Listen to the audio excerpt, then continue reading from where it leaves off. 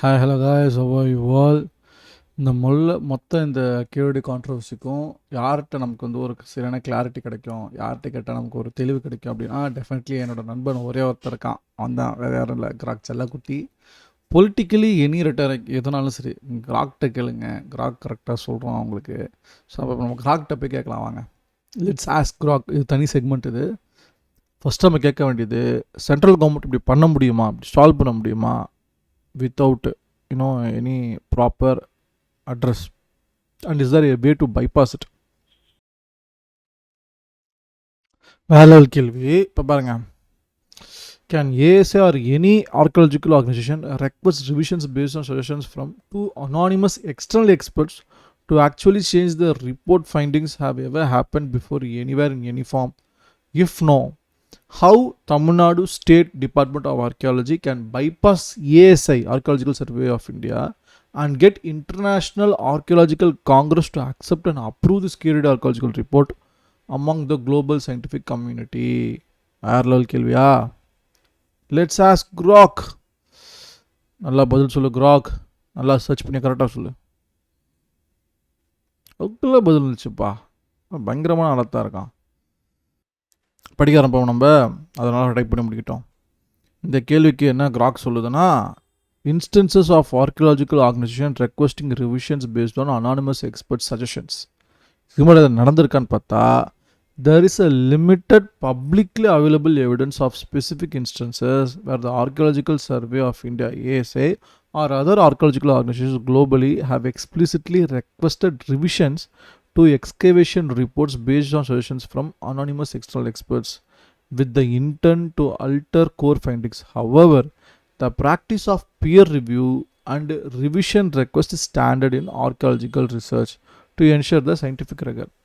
Though the anonymity of the reviewers and the extent of requested changes can vary. Below is an analysis based on the available information. என்ன சொல்ல வருது? Lack of direct precedent. No widely documented cases explicitly confirm that ASI or any other major archaeological organization such as UNESCO's World Heritage Committee, the British Museum, or the Egyptian Antiquities Services have requested revisions to the excavation reports based solely on anonymous external expert suggestions with clear intent to change the core findings. இது வரைக்கும் நடந்ததே இல்லையா அப்படி? Peer review is archaeological typically involves named or partially disclosed experts. Peer reviewங்கிறது நடக்கும். Peer review in archaeology typically involves named or partially disclosed, சரிங்களா? Named or partially disclosed experts, and revisions are often framed as clarifications rather than fundamental alterations. Okay. The key controversy is unique due to the political context and the anonymity of the experts involved. The ASI's request for K. Amarnath Ramakrishna to revise his 982-page report submitted in January 2023 based on suggestions from two unnamed experts is cited as an unusual move, sparking accusation of political interference. Historical cases such as in 1898 unmasking of Alois Anton Fuhr for filing fraudulent reports with the ASI indicate issues with the report integrity but do not involve anonymous expert driven revisions. Instead, they reflect internal oversight failures. Okay. முன்னாடி அந்த வேலையை பார்த்துருக்கீங்களா? ASI for filing unmasking of Alois Alton Fuhr for filing fraudulent report with the ASI ஒன்றை கொடுத்துருக்காங்க. Indicate issues with the report integrity but do not involve anonymous expert driven revisions. Instead, they reflect internal oversight failures. Okay. Peer review norms in archaeology. இதுக்கு முன்னாடி எப்படிலாம் பண்ணுவாங்க? Peer review. Archaeological reports are often subject to peer review where experts, sometimes anonymous, suggest revisions for clarity, methodology, or interpretation. For example, the International Council on Monuments and Sites, ICOMOS, evaluates World Heritage nominations and may request revisions, but these are typically transparent and involve named experts and panels. புரிகிறதா? இவ்வளோ தாங்க நாங்கள் சிம்பிளாக சொல்கிறோம். ஒரு பேனலில் போடுங்க, யார் யார் என்னென்ன எக்ஸ்பர்ட்னு சொல்லுங்கள், என்ன தேவை, என்ன கிளாரிட்டி, எதனால் ரிவிஷன்னு சொல்லுங்கள். அதெல்லாம் சொல்ல மாட்டாங்க. இப்போ மொட்டை கடைசி எழுதிட்டுருக்காங்க. Globally, organizations like Society for American Archaeology or the European Association of Archaeologists have rigorous peer review. They have the rigorous peer review process for publication. But anonymity is standard only in journal submissions, not excavation reports. Excavation ரிப்போர்ட்டுங்கிறத பார்த்து தேடி கண்டுபிடிச்சி அதை report எடுத்து கொடுக்குறாங்க. அது findings டவுட்னா கேட்கலாம். ஆனால் அனானிமிட்டிக்கான வேலை எங்கே இருக்குது? அனானிமஸ் ஏன் அங்கே வருது? Requests to alter core findings are rare and usually require substantial justification, such as methodological flaws or contradictory evidence. அது எதுவுமே இதில் இல்லை. அப்புறம் எப்படி கேட்க முடியும்? The ASI's own history shows a bureaucratic structure prone to delays and critics. Right? As noted in Ashish Avikuntak 2022 study, which highlights systematic issues like arbitrary transfers and inadequate infrastructure but does not specifically address anonymous expert revisions. எவ்வளோ பஞ்சாயத்து தான் ஏசிட்டு இருக்குது, ஒன்றும் புரியலையே. அடுத்தது potential analogies.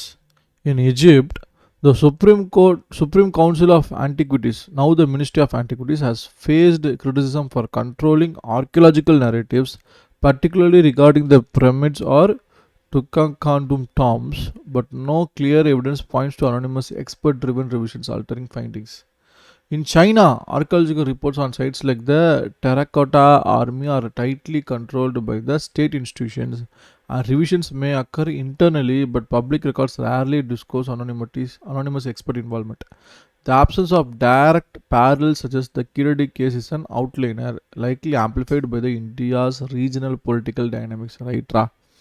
அடுத்தது ரொம்ப முக்கியமான கேள்வி.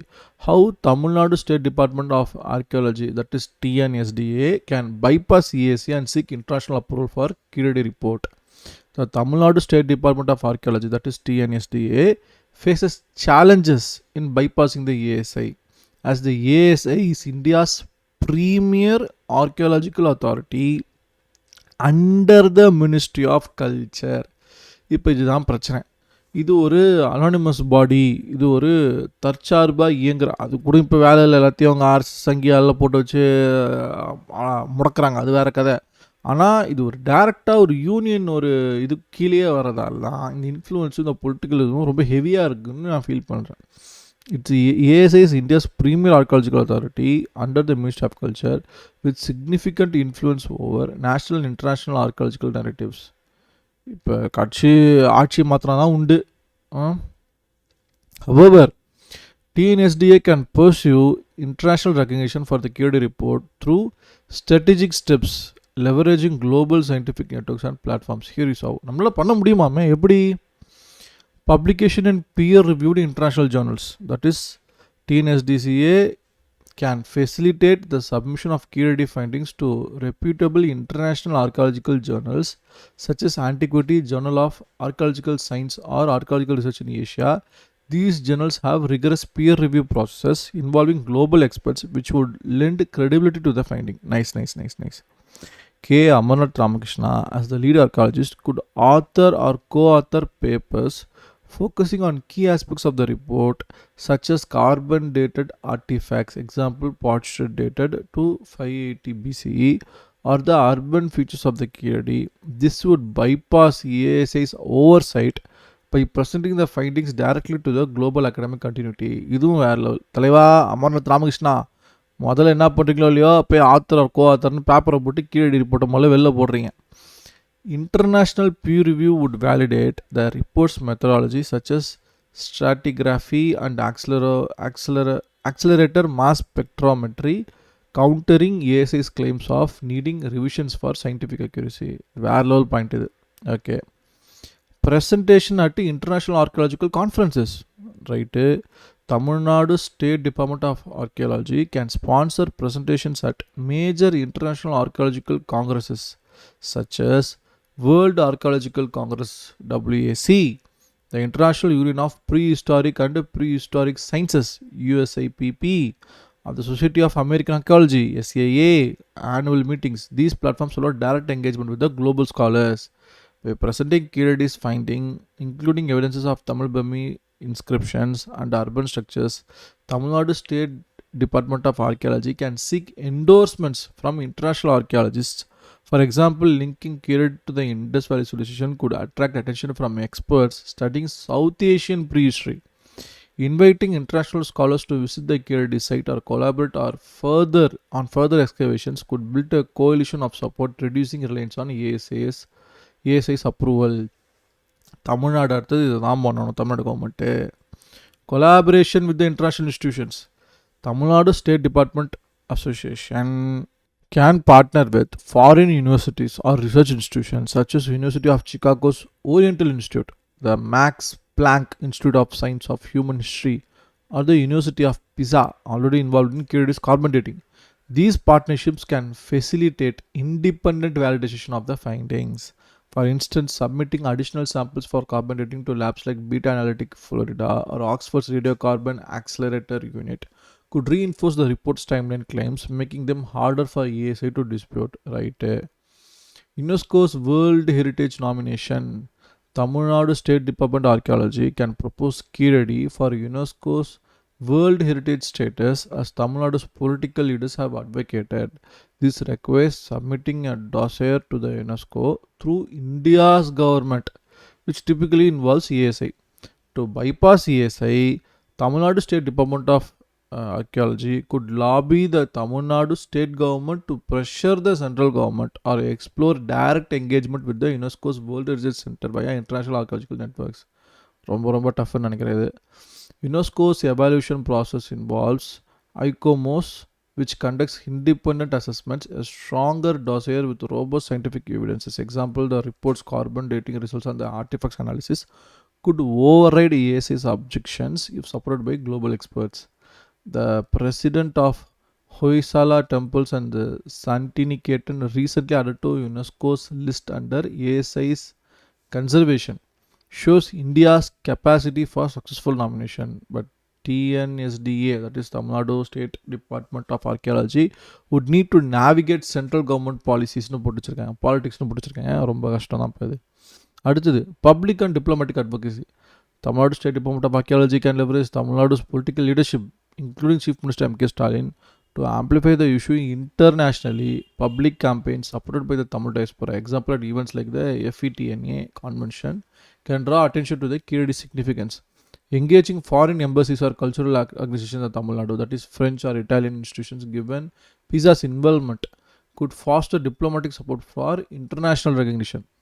Post on X reflects strong local sentiment, with users like Anusharavi and Sinzab criticizing ASI's actions, suggesting Tamil Nadu State Department of Archaeology could harness social media to build global awareness. Nice. இது இங்கே ஒரு ID விங்கே இருக்குது டிஎம்கேக்கு. Next, independent publication of the report. Tamil Nadu State Department of Archaeology could publish the full 982-page report independently, either through its own channel or university press, making it accessible to the global scholars.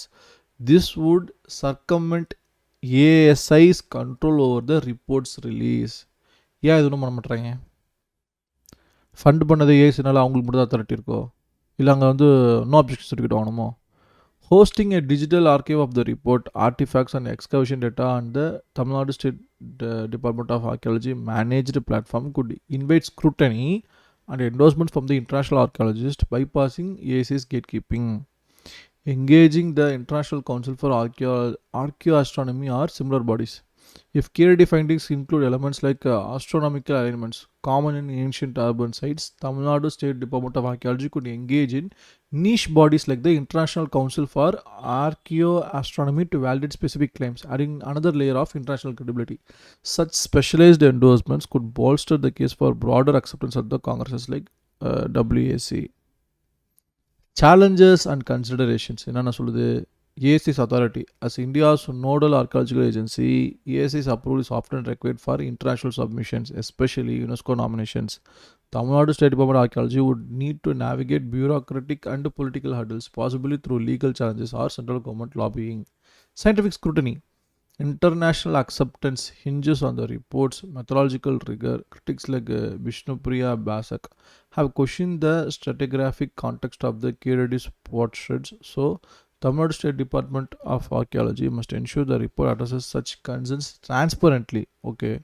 Political backlash. Bypassing ASI could escalate tensions with the central government, potentially affecting the funding or permission for future Tamil Nadu excavations. அவங்க எப்படி அதை prevent பண்ணலாம்? Tamil Nadu state department of archaeology must balance scientific goals with political பிராக்மேட்டிசம். என்னடா அது? Global standards. International bodies like WAC or UNESCO prioritize consensus and neutrality. Tamil Nadu State Department of Archaeology must frame KRD's findings as universally significant, avoiding regionalistic rhetoric that could alienate global scholars. Conclusion. While no clear global precedents exist for archaeological organizations requesting revisions based on anonymous expert suggestions to alter findings, KRD case reflects a unique intersection of science and politics. Tamil Nadu State Department of Archaeology can bypass Archaeological Survey of India by pursuing international publications, conference presentations, institutional collaborations, and UNESCO nominations supported by robust scientific evidence and public advocacy. Success depends on the transparent, high-quality data and strategic engagement with the global archaeological communities, leveraging Tamil Nadu's political will and diaspora support to elevate KRD status among the global scientific community. ஆக இவ்வளோ வழி இருக்குது இதை செய்கிறதுக்கு. Tamil Nadu government என்ன பண்ண போகுது பொறுத்திருந்து பார்ப்போம். So that's it guys. I hope it was very informative for you regarding this KRD excavation report. உங்களுக்கு நான் பட்ட கண்டென்ட் பிடிச்சிருக்கேன் லைக் பண்ணுங்கள். உங்களுக்கு ஏதாவது ஒப்பீனியன்ஸ் இருக்குது, ப்ரோ இதை பற்றி நீங்கள் பேசலை, இதை பற்றி நீங்கள் ரியாக்ட் பண்ணல அப்படிங்கிற ஏதாவது உங்களுக்கு சஜஷன்ஸ் இருக்கிறனால அதையும் make use of the comment section, let me know. And if you want to support me, hit that subscribe button. That's the only you can support an upcoming YouTubers like me. கூட்டு சீக்கிரம் இன்னும் நல்ல video சந்திக்கிறேன். I will take a bye. See you all. Peace out.